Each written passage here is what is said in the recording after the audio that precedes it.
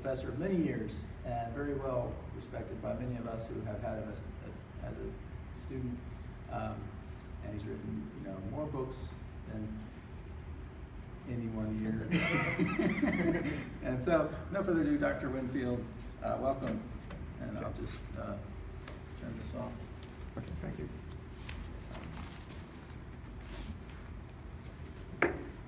I made the fateful decision on Tuesday to go on unpaid leave and become an official candidate for Congress in Georgia's 10th district. Usually when I'm at the APA, I try to rely on pure reason. But today I'm going to speak with regard to both reason and historical and political reflections. Because I want to address the philosophical and political significance of the run for Congress that I'm embarking on. Now I might mention that I had asked the leaders of the Eastern Division APA to give me a chance to address the full membership on this issue. I think it's an important issue, and of course, I am probably the only philosopher who has run for Congress in our lifetimes, if ever in the history of the United States. But the leadership of the APA was not interested in, at least they felt that at this late stage of when I asked them, it was not possible to give me any time. But fortunately, the Georgia Philosophy Society has the time. And I think that may be an omen of something to come, because I do think that in our small-time Georgia, back of the beyond, District 10, something electrifying may be about to start. Something that will, in some respect, seize the political imagination of much more than the district, and hopefully transform political discussion in this nation and the world. Now, as a philosopher, taking the step of leaving the academy behind and stepping into democratic politics, I've been descending into the cave, acclimating myself, and that means, in some respect, doing two things: coming armed with a philosophical conception of what institutions ought to be, and reflecting upon our historical reality, and more specifically, upon the political community within which I am taking my place and vying for political office. And in some respect, I'm facing the kind of challenge that Aristotle brought up in speaking about how one might have to, as a citizen, address the question of not just what is the best state, but what is the best possible state that can be realized under current conditions. And to begin with, that means that one has to confront the constitutional order within which one operates. Now, in a sense, the constitutional order within which we operate is something that gives philosophers something attractive, in that it is, at least in principle, committed to realizing freedom, to providing a political community that is going to be a community in which rights in general are recognized. And freedom does have a special normativity, and philosophy is in a position to show that that's the case. One way of looking at it is to think of self-determination as something that is what it determines itself to be, and thereby is not in any way determined by something other than itself. And in that respect, the reality of freedom is not something that involves the dilemmas that apply to anything that derives its authority from something other than itself. And that, alas, is the predicament of foundational justification, which many hold to be where reason itself resides. Namely, that if something has truth, if something is right, if something is beautiful, its truth, right, or beauty resides in its being determined by something other than itself. That then raises the problem that the foundation which confers legitimacy on what is legitimate has to have a legitimacy of its own that can have no other origin than itself. That is, when we ask, what is it that allows the privileged foundation to have its special role, if it's going to be consistent with its own doctrine of how validity is established, it must confer validity upon itself. But that means that when the foundation is asked to become self-referentially consistent, it undercuts the very division between foundation and founded, between what confers and what possesses legitimacy. And we end up confronting the fact that normativity can reside in nothing other than that which is self-determined. Well, we might say that our Constitution is committed generally to, in some respect, presiding over a community that is to be ordered as a reality of self-determination. And if we think about that concretely, we're dealing with, at the apex, self-government, the institutions of political freedom. And a constitution has two sides to it. On the one hand, it has to dictate, in some respect, the fundamental rights, the fundamental structures of freedom, which in a way are non-negotiable from a normative point of view. It should stipulate something that in a way can be specified by political philosophy, the fundamental structure of political self-determination, and whatever other forms of self-determination there are. And that if we regard normativity to reside in self-determination, then what we're concerned with is a constitution that is going to spell out all of the different spheres of right of self-determination. Now, I think it's not hard to see that citizens cannot exercise their political freedoms if they are unable to exercise their social freedoms or their household freedoms.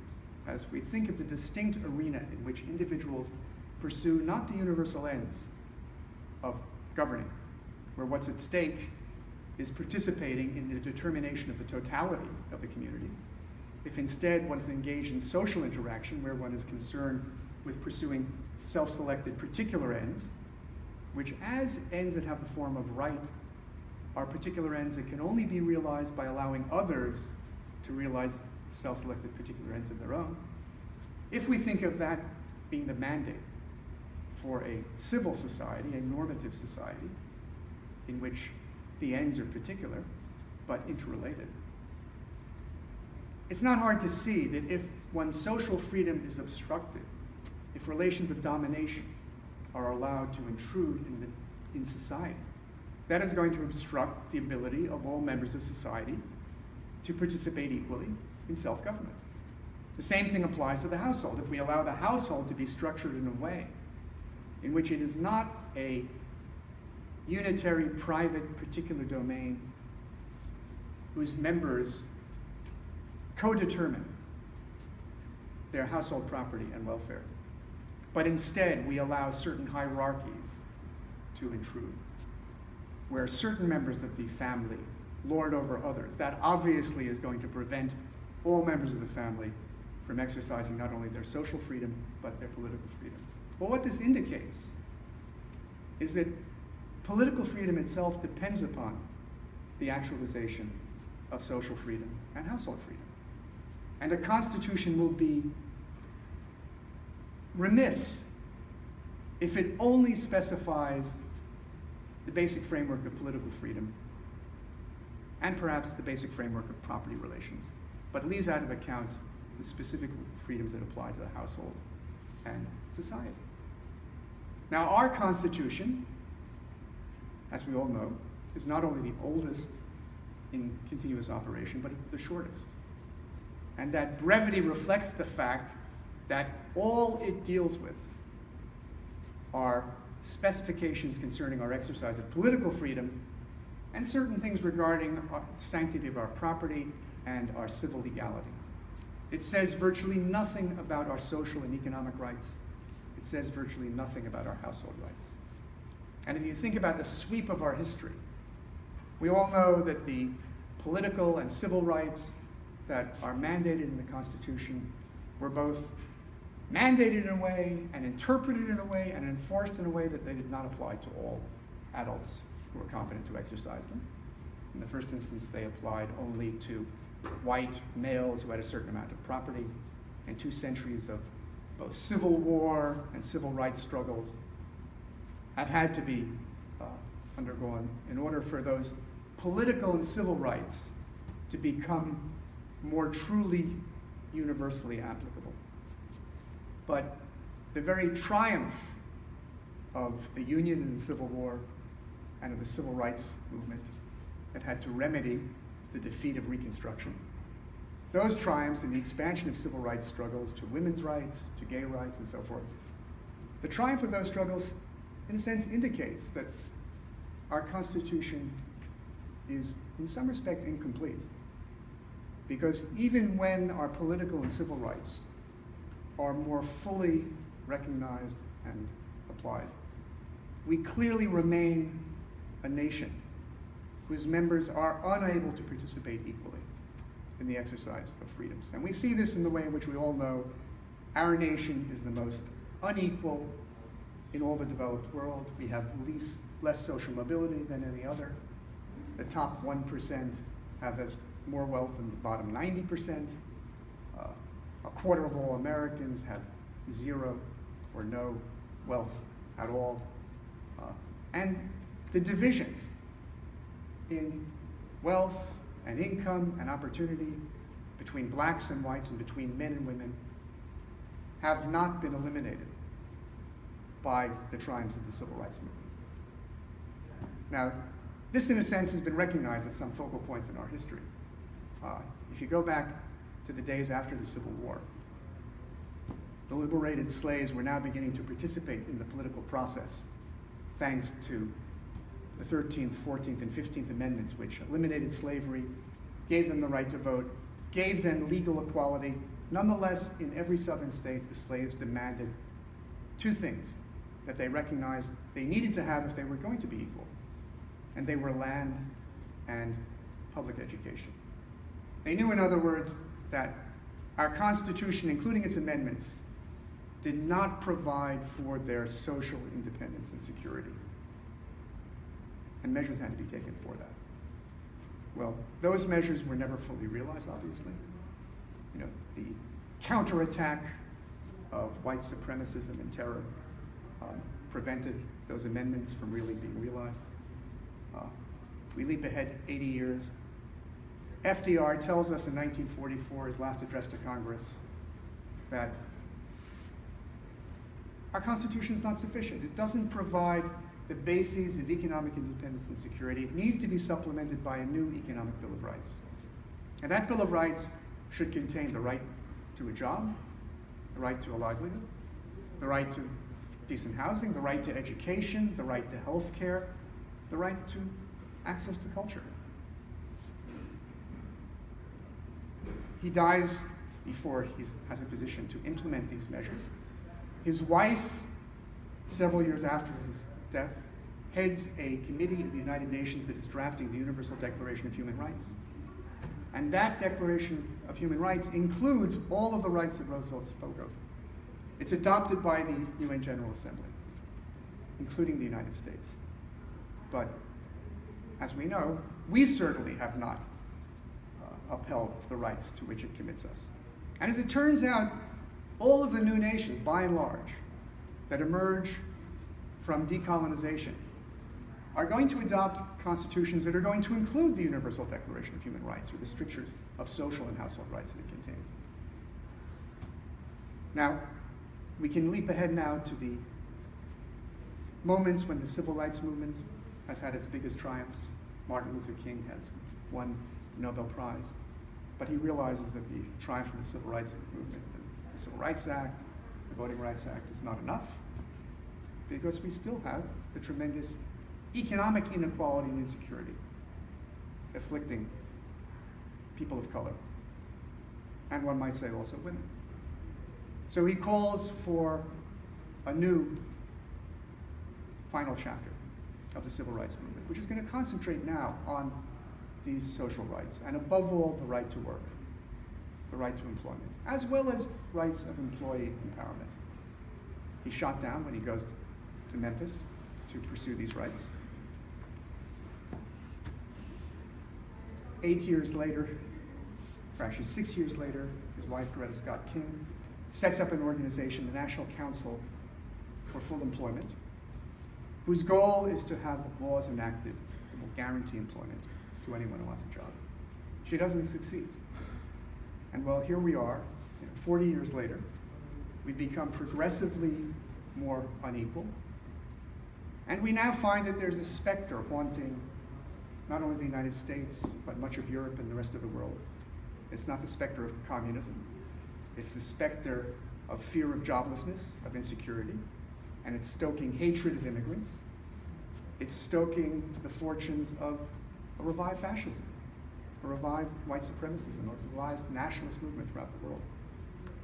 And it's able to do that precisely because the so-called forces of the left have failed to implement the full social Bill of Rights that is needed. Now that is sort of our political predicament, and I'm trying to run on a program that will be advancing this missing, this omitted part of what our Constitution should have. Advancing it as something that can be legislated by Congress. And this is going to be grounded first and foremost in the true right to work, the right of anyone who wants a job to have a job. This is really the basis of economic independence and security. And I think you can see that if you engage in a philosophical exploration of economic relations. Now, a philosophical exploration of economic relations is not descriptive. And I think if you reflect on the matter, you all know that the philosophers worthy of the name have never attempted to give a priori descriptive accounts of institutions and conventions. They recognize it can't be done. Conventions are, as Aristotle will point out, necessarily particular and local and changing because they're products of will. They're arbitrary inherently. What is not arbitrary, however, is the specification of what institutions ought to be. There can be an a priori investigation of economic relations, which is concerned with what the economy ought to be. And it turns out if you think about the economy as an institution of freedom, an institution of rights, it's going to have to involve markets. Because every market interaction involves a relationship where an individual exercises the social freedom of being able to determine what need they're going to attempt to realize, but they're going to only be able to realize that need, obtain what they need to satisfy it, by obtaining from others what they willingly offer in order to fulfill a self-selected need of their own. So it has the basic reciprocity and structure of right. But when you think through how market relations operate, when you think through what happens, when the goods that are offered involve not just particular objects that can satisfy need or particular capabilities of laboring and the like, but money, this sets up a situation where individuals can engage in commodity relations for the sake of it, putting money into the market in order to get more in return. And that then sets up a different kind of economic dynamic, in which a new kind of enterprise enters, which finds itself compelled by the forces of competition to grow and increase its wealth in order to be able to survive. And that automatically involves, based upon these normative relationships of commodity owners and the kind of freedom that market freedom involves, it leads to a certain kind of polarization. These profit-seeking enterprises have to be bigger and more concentrated in order to survive, because they need added capital to come up with new goods and services.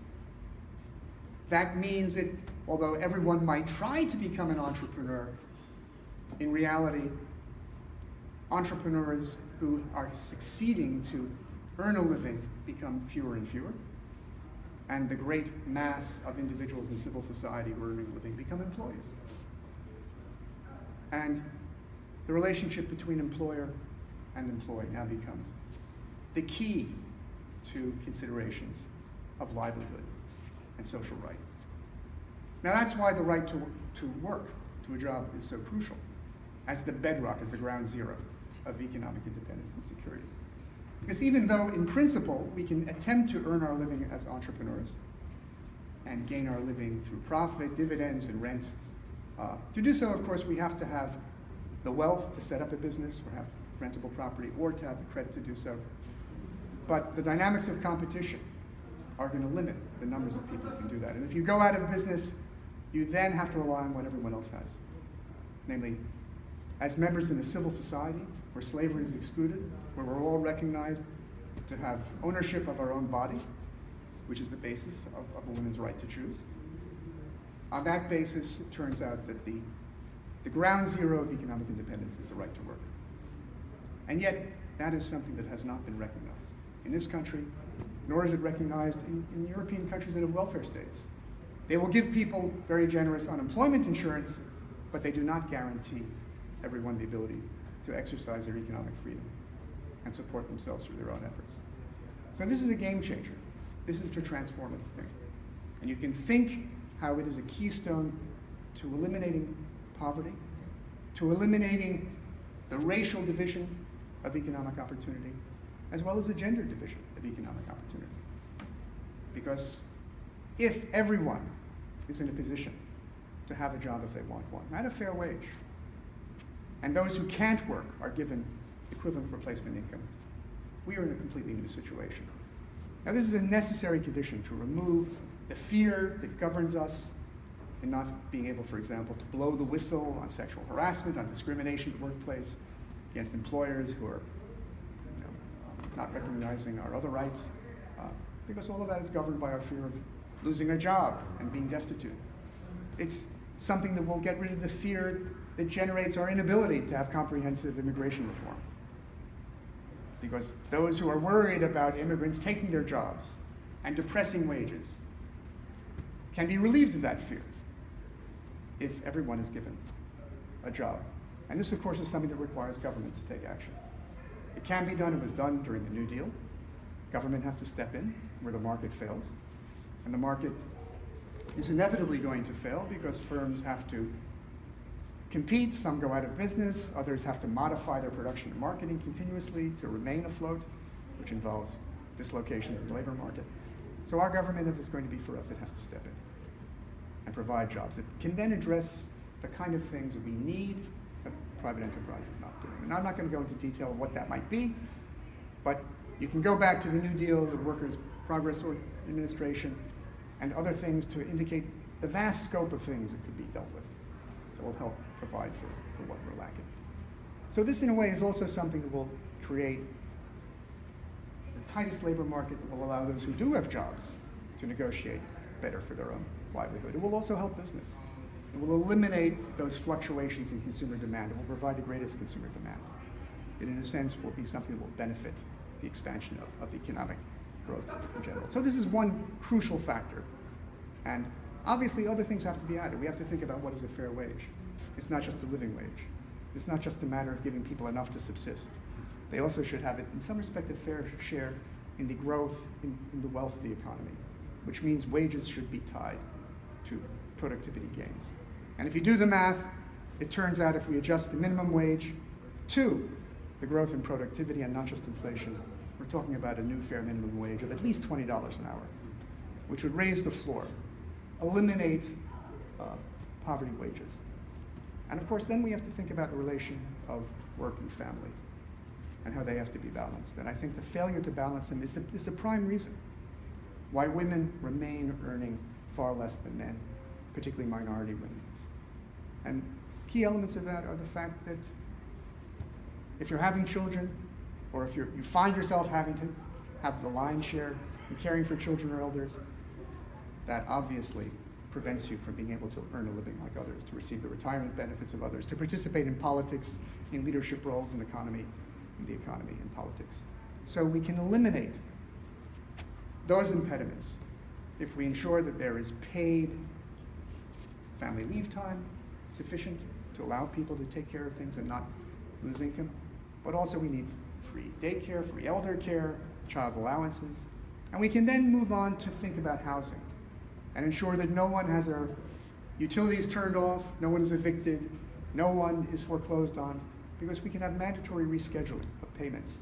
And if everyone who wants a job can have one, and those who can't work get equivalent replacement income, there's a steady stream of income that can support rescheduling. And likewise with healthcare, right? We can think of that as a right through a single payer system that has no co-pays, no,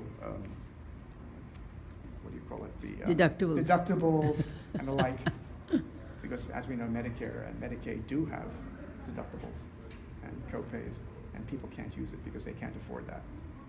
And then one last thing that I'll mention, besides thinking about how education can be properly provided to everyone on an equal footing so that your zip code doesn't determine how much support your children get in the public school systems, we also need to ensure that the legal system operates in a way where wealth has no role in one's legal standing.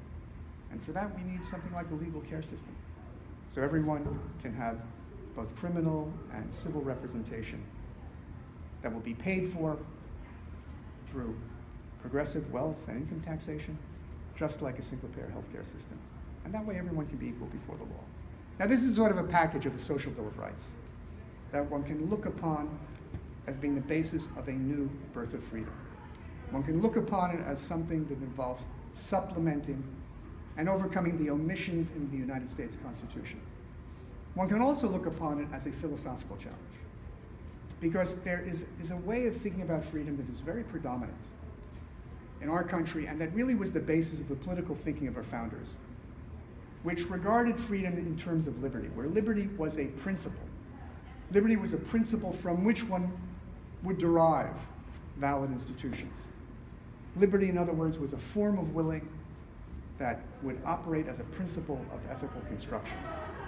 But if you think of freedom as a principle, you are automatically, in some respect, misconstruing it. Because a principle determines something other than itself. And that means what it determines other than itself is not self-determined, but derivative. Well, when freedom is taken as a principle and liberty is taken as a principle of ethical construction, one regards the institutions that are taken to be valid as being institutions that have their validity insofar as they derive from or could be said to make actual this form of liberty. Well, the form of liberty has to be thought of as a liberty that is not itself institutional. Well, what is it that is identified as that liberty? Because it has to be liberty that's also thought of as rightful, not as just the liberty of desire as utilitarianism wants, which can't allow us to arrive at any determinate principle because of the vagaries and contingencies of desire. Well, the kind of liberty that can be a principle of construction that's not itself institutional, but has the form of right is property right. Because in disposing over one's property, one is not doing anything that will conflict with what others do when they dispose of their property. It already has a certain kind of coordinated limitation. And so it turns out, if you look at the social contract tradition in liberalism, it regards property right to be foundational. And legitimate institutions are legitimate insofar as they uphold person and property. So we get a very truncated form of freedom in the kind of civil government that emerges. It's a government that, in a way, doesn't really need political freedom. There is that anomaly in how our founders appealed to the liberal tradition, because that tradition does not really provide a basis for legitimating democratic government.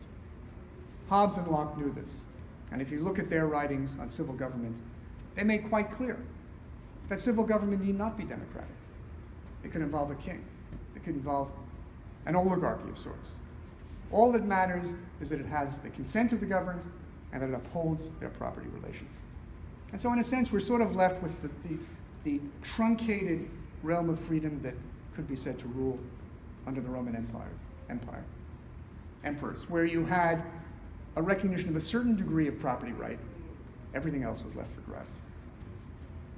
Well, what I'm putting forward, what I'm going to be running for in professing a new social bill of rights, is in some respect a philosophical challenge to the limitation of freedom to liberty that's taken as a principle that determines derivative institutions. And when you think of the institutions as being derivative, you end up with these kind of perplexities that classically are exhibited by both Locke on the one hand and Hobbes on the other.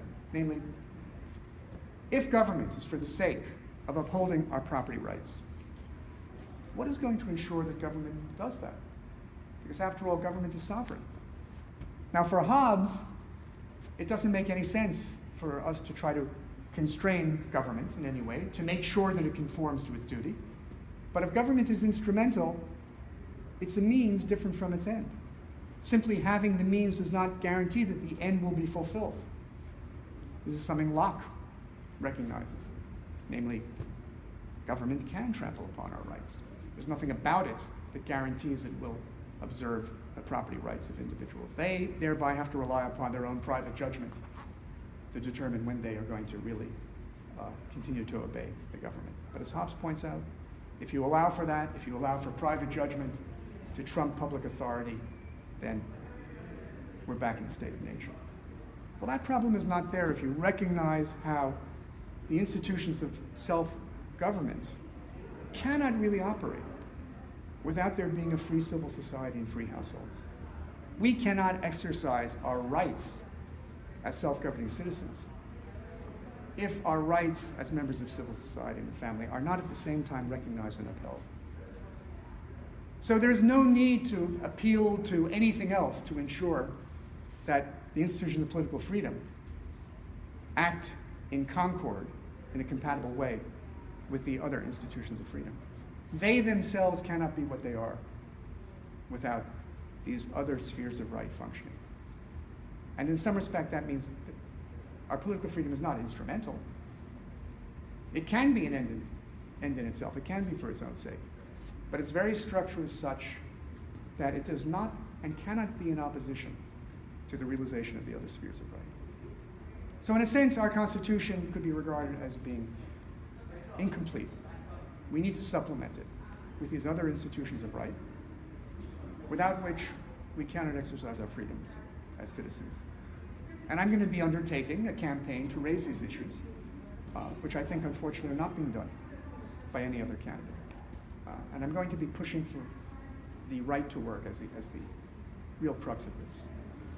And I think it's something that can be made sense of quite clearly.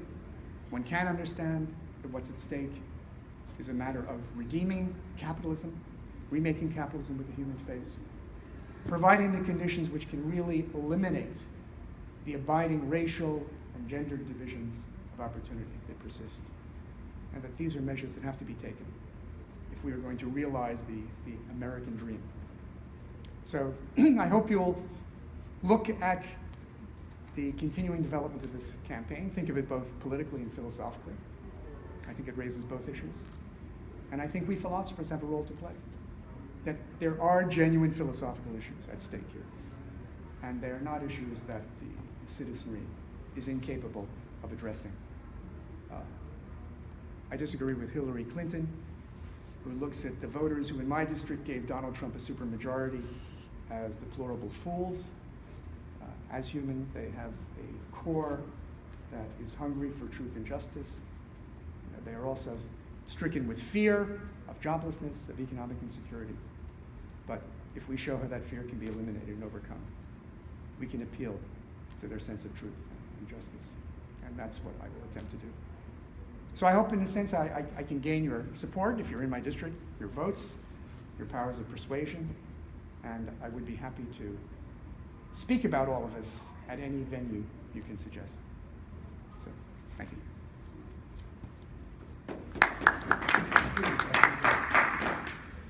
All right, thank you. And we're going to begin in about 5 minutes. So with our first speaker is Chris.